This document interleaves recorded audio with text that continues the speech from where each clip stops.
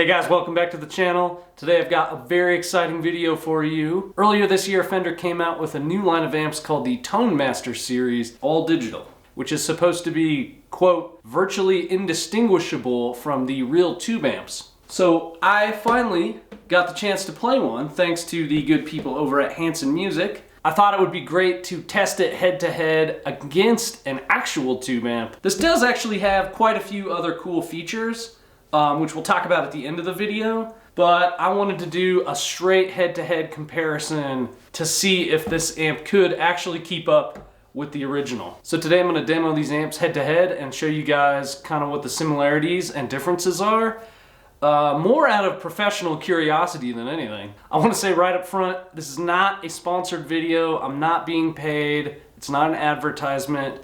And I actually don't own either one of these amps. The good people over at Hanson Music loaned me the Tone Master, which is brand new, and this amp is on loan to me from my amp tech and good friend Jeff. It's a 1967 original Fender Deluxe.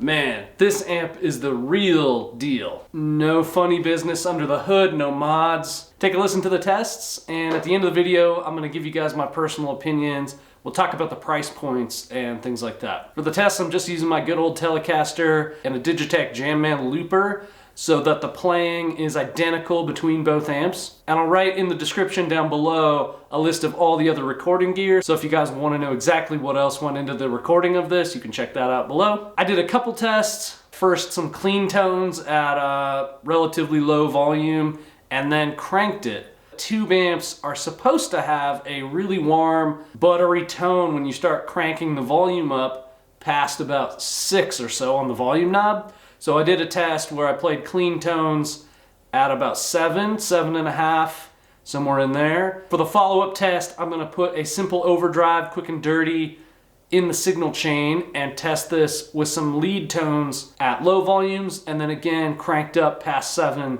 on the volume knob. To the tests.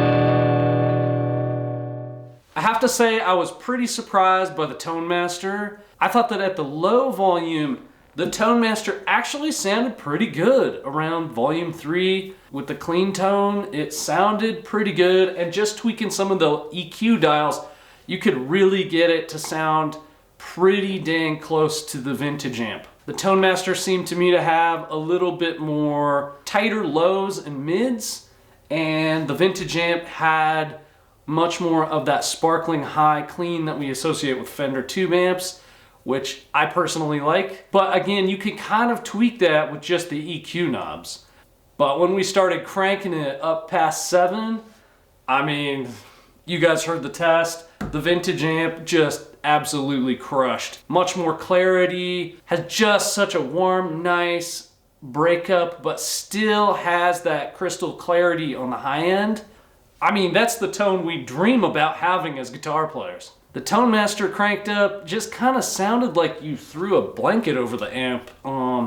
It sounded really muffled like that, and sort of muddied up the sound. I'm not sure if that's just because of the speaker choice or because of the circuit or what might make that difference. Whatever it is, it's very noticeable. Having said that, there are a lot of cool features on the digital amp that the vintage amp doesn't have. It has an XLR output on the back and a cab simulator. I think it's a closed back or open back speaker simulation, which is cool to have at a gig if you just want to walk up, plug it right in, boom, there you go, and have a great sound right out of the box. The other really cool thing that it has is a variable wattage control. You can change it from 22 watts to 12 to 5 to 1 watt to half a watt down to 0.2 watts, which is crazy. So for practicing like in your bedroom, say, you can get that really cranked tone at a very low volume. You're not getting that tone on the Tube Deluxe unless you're cranking it extremely loud. So that's something to consider. If you're playing mostly in your living room or your bedroom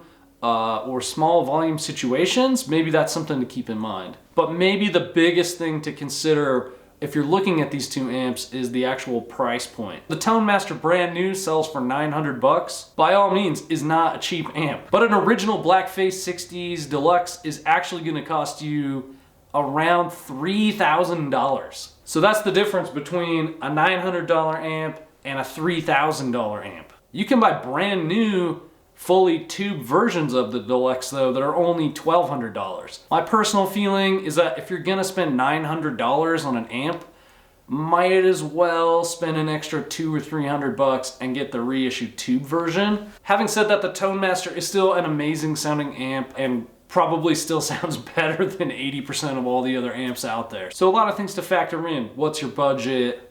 What kind of music are you playing? Where are you playing? How loud are you playing? How much do you need that killer tone at a really high volume? All things to think about.